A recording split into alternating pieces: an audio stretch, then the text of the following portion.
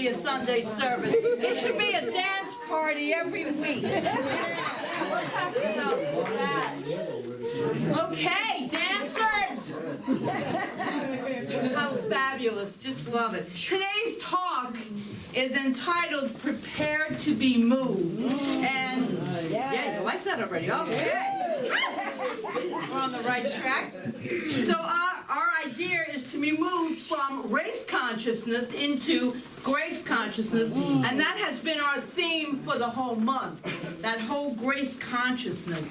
So race consciousness has nothing to do with an individual's race, color, ethnic origin, but rather it is about the accumulated beliefs, thoughts, values, feelings, actions, attitudes, and words of the human race as a collective whole. That's race consciousness. That's the collective unconscious that we're speaking of.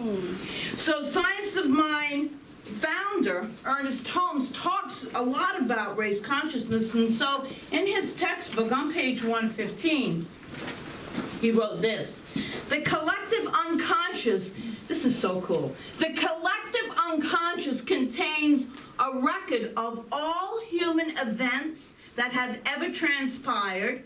We are all more or less subject to the collective thought.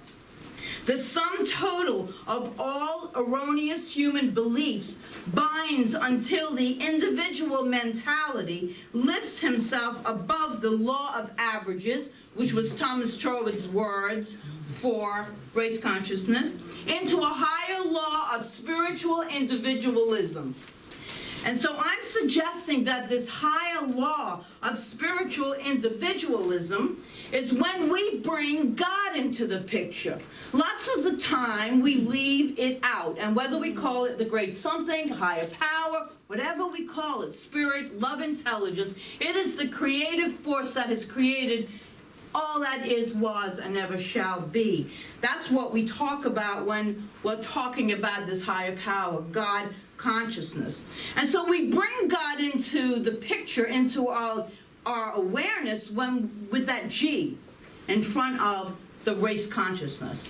So we make it grace consciousness for us. That means we bring God into our lives. As you heard in some of these presentations, it's bringing a higher power into our lives, the divine energy. So we take a lesson from the master teacher Jesus the Christ in preparing the way for our movement from race into grace consciousness. So, because he did this in a very important time. When he did this, when he prepared for the events that led up to his ascension, which we celebrated on Easter morning. That began actually our grace consciousness series. So this morning we are to prepare the way for our ascension of consciousness. Ascending in consciousness, our expansion of life, and our forward movement into a greater degree of livingness. Really living life full out with what we have from where we are, in that place, without any doubt, without any ego thought, mind chatter telling us of how much better it should be. Hello? How much better it should be. And you know what we have right here, right now, from this place, that's where we live. We give thanks. We can always find something to be grateful for. That moves us into that grace consciousness. That moves us into it. So this morning, I want to give you just one thing to think about. One practice to prepare us to move from race to grace consciousness. And this is using Jesus' preparation as our example. And his teaching too, because he was one of the original New Thought teachers. We all remember his crucifixion. Jesus actually rode into Jerusalem against his human judgment. There was that in him that said, let this cup pass from me. Like, I don't want to do this. This is his human self talking. But he traveled the road ahead because he knew that he needed the growth that it would bring. Perhaps you're here this morning because you have reached an inner decision to enter into your Jerusalem, your own Jerusalem, that will lead to the death of being influenced by race consciousness, at least to such a deep degree. That is truly what we are here to talk about this morning. Into a life of grace, a new life, a new way of being, a new livingness, a new purpose and visions. Make your visions large. Make them good. Make them solid. Make them a little more, stretch them a little more than you could have, maybe just in your own mind. New joys. New joys. New experiences, new demonstrations of who you really are. The beauty and the gifts that each and every person here has within them to express. Start expressing it. Yes. That's why the dancing is so great. Spirit is having a blast when you dance. That's why the music's so important to raise our vibration. Right. So go back a little and try to identify with the mental attitude of what Jesus said. Think of the time frame that he was in. And it's very important because it prepares us to be moved. He knew that the death of the physical body was at hand. And frankly, from the human perspective, he was afraid. He was afraid. He was a spiritual being having a human experience.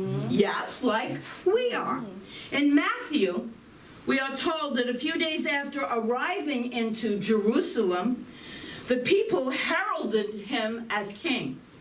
He ate Passover with the disciples. When that was complete, he took Peter and 2 others with him to a place called Gethsemane, and he said to them, "My soul is exceedingly sorrowful, even to death. Stay here and watch with me." He went a little farther and fell on his face and prayed, saying the same thing, not once, not twice, but 3 times. "Father, if it be possible, let this cup pass from me. Father, if it be possible, let this cup pass from me.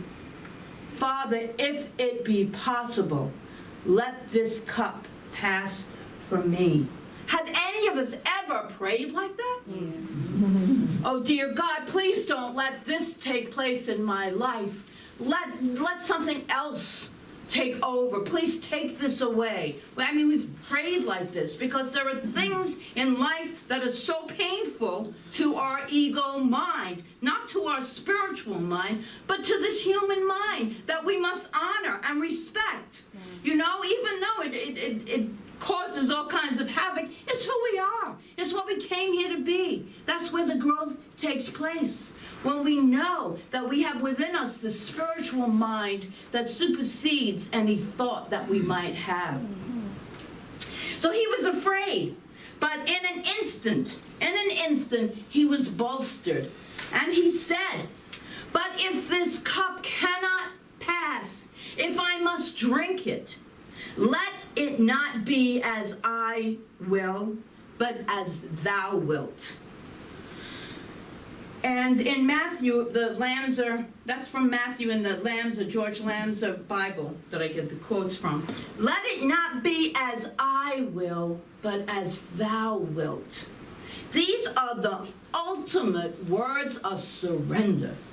And I've talked to a few people today about letting go and letting God. And surrender is required if we are to move from race consciousness thinking to grace consciousness thinking. Yes, it is an independent way of thinking. Independent but interconnected with all others, but still we're not just feeding in to the fear, because it's only love and fear. So we're not feeding in so heavily to the fear that race consciousness, because every thought, every radio and TV show, every politician, every aspect of what goes on in this planet is affecting us.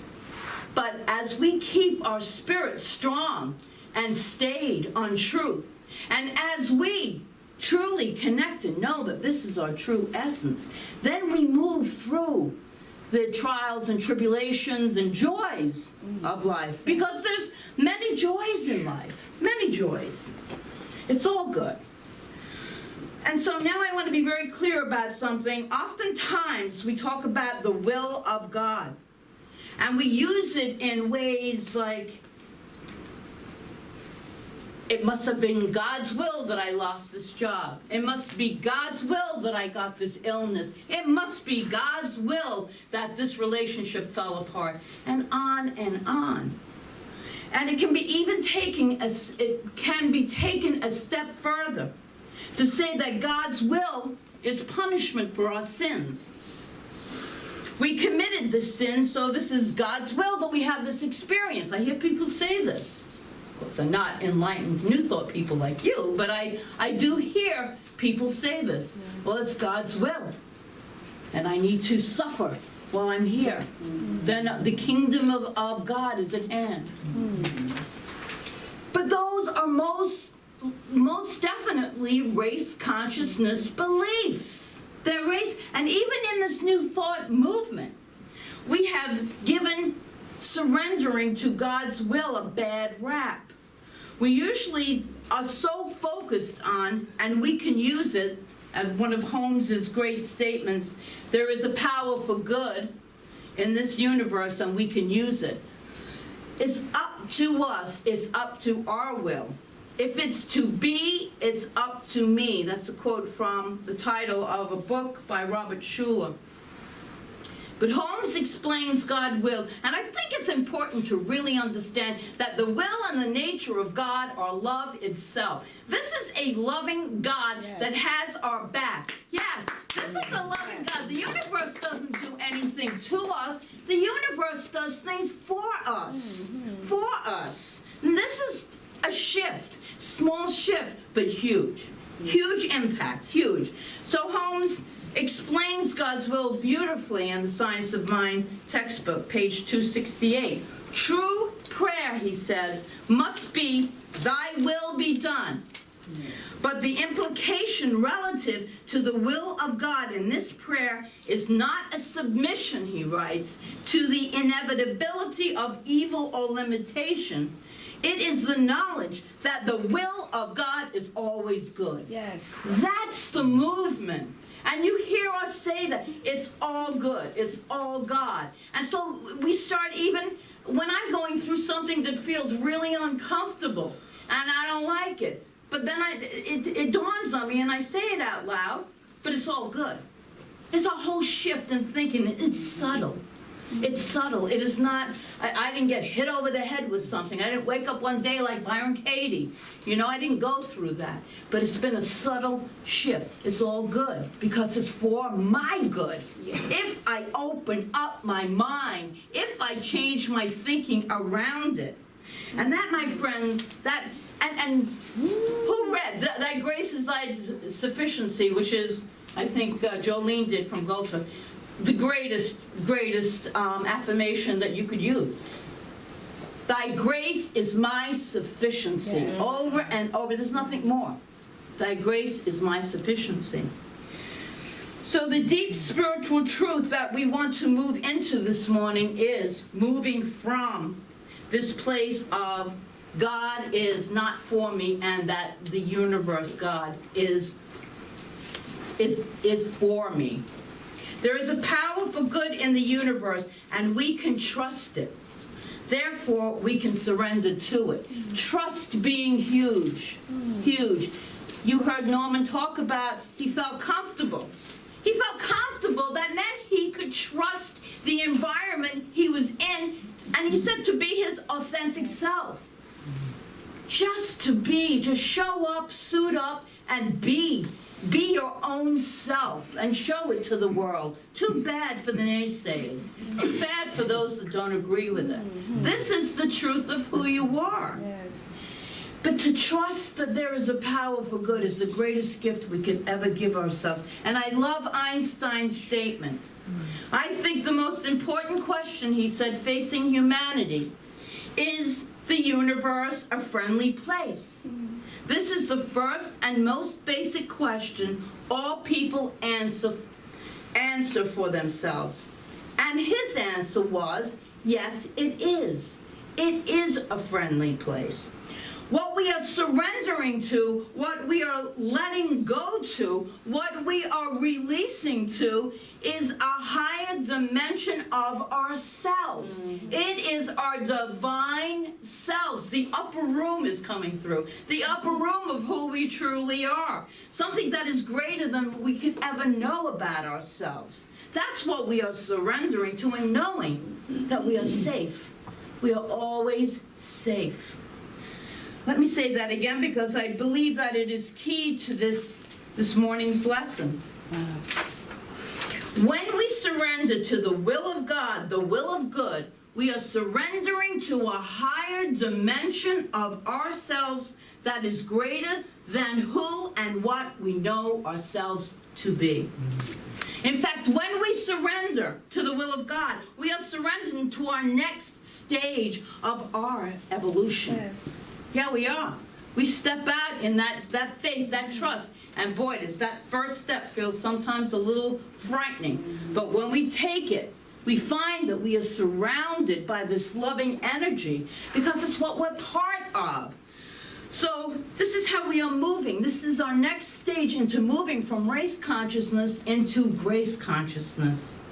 So in actuality, when we surrender, when we let go and let God, there is a space. We are creating a space to let God become more conscious of itself, to let love express more of itself as us, to let abundance reveal itself to us, to let wholeness make known more of itself to us. We're whole, complete, and perfect. There is nothing missing. We keep looking for the thing that is missing. We keep looking for the thing that is missing. And the more we look for it, the more there's something missing. So it is going back and becoming whole. We are whole, but recognizing, bringing it into our awareness, this wholeness of God is the truth of our being. And it sounds a whole lot like grace to me. All of those statements sound like grace. And that's what we're moving into. And this is what Jesus said in the garden after he prayed not once, not twice, not three, but 3 times to let the cup pass from him. He surrendered. He surrendered. He surrendered to the Father's will, to his higher self, to the truth of his being. And this is how we move from race to grace consciousness, by surrendering our small thinking, mind controlled by the consciousness of humankind, up to that point, to the mind of our higher self, when we step into the spiritual truth of our being, the divine Noah within. We each have a divine Noah within us that knows all, that is waiting for us to turn within and to recognize it. It's God's good pleasure to give us the kingdom. Well, the kingdom can't be taken if we don't open up and accept it, if we don't recognize it. And so in this place, why would we ever worry? Worry wouldn't even come into being. In fact, worry is a total and complete misuse of our powerful mental faculty of imagination, because that's where we use worry, don't we? We imagine. We imagine all the worst things. We go to that worst case scenario consciousness. We imagine. Well, let's imagine the good dream, the happy dream, the one with limitless possibilities. What a shift. So let me say this once again, because this is where the rubber hits the road.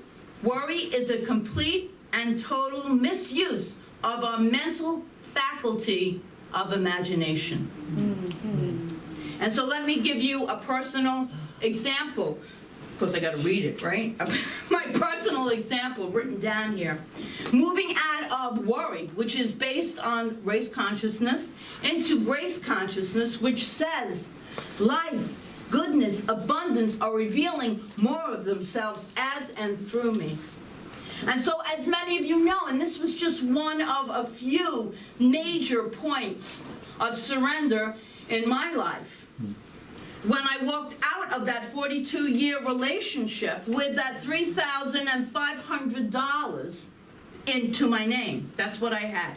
I had to overcome the fear and the worry, because race conscious mind would have said, stay where you are. What are you, crazy?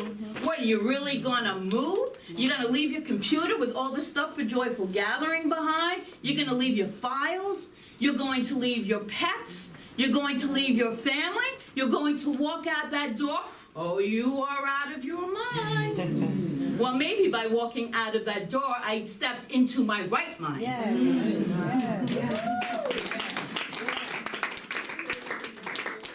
But see, my mind kept going to the opposite, because it's divine right order, and we think we know how to do divine right order. So it was like, well, how do I get all of these things, like I'm thinking Joyful Gathering records and my computer, out of the house without anyone knowing before I leave? Well, one night when I went to bed and the voice kept telling me, walk out that door, get up and move, get up and leave, get up and leave, over and over again. That was surrender. In that moment was surrender, to walk out that door and not even think about anything else, like being pulled out into the bigger picture and just get in the car and drive. So that was the Father within. That was giving guidance. And we've all had these kinds of moments. I'm thinking a lot of us. I've had moments like that before, when I walked out when I was 15 and left my mother. And just, that was a lot easier when you're 15 than when you're in your 60s. It's a little different. But you know what? There's no age in God. So making that decision and taking the step to overcome race consciousness with all of those thoughts of worry and doubt. I'm like, what are you doing? And that playing, it's like, nope, I surrender to the will of God. And you know what? The universe supported me in ways I could never have planned. Those who were with me and knew what was going on in my life saw the universe. It just support me in ways that I could never have planned. But that's surrender, letting go and letting God. So for us, it's to add that G to race consciousness and move into that grace consciousness. So are you willing to release the worry, the fear, the doubt, the dread, and surrender into God's grace as and through your life? It's huge. It's huge, but it's so good. It's so good, but it is also frightening at the same time. But if we believe in this higher power that's within us, each and every one of us, we're safe. We're always safe. So let's do a quick prayer. I'm just feeling it. Yeah. So let's just take a breath together. And so I just deepen into that place of letting go and letting God, of true surrender, of knowing that there is a power for good, and that power for good is operating in and through and as each person here right now.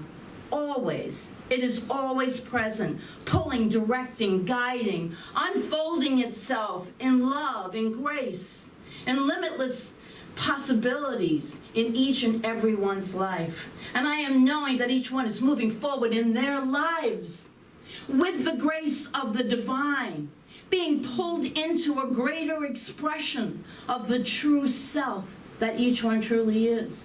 That loving essence that can never be separated in the unity of love, in the unity of oneness, in the allness of the universe, in the complete perfection of God itself. I give thanks for knowing that God's love is operating always. I give thanks for the breath that leads me to my heart, that leads me to that intelligence that guides me and each and every one here into a greater experience of life and love itself, of knowing that we are surrounded by the light of God all of the time, all of the time. I give thanks for this. I give thanks for these infallible spiritual truths which just never change. They are changeless, perfect, expansive, in every way, and each one is filled with this God spark of limitless potential. I give thanks for knowing that. I give thanks for the grace of God. I give thanks for the love of God. And I say thank you, life, for all that has taken place and all that will yet take place on this journey and on into the next eternal journey. And knowing this is truth that I speak, I let it be, and so it is.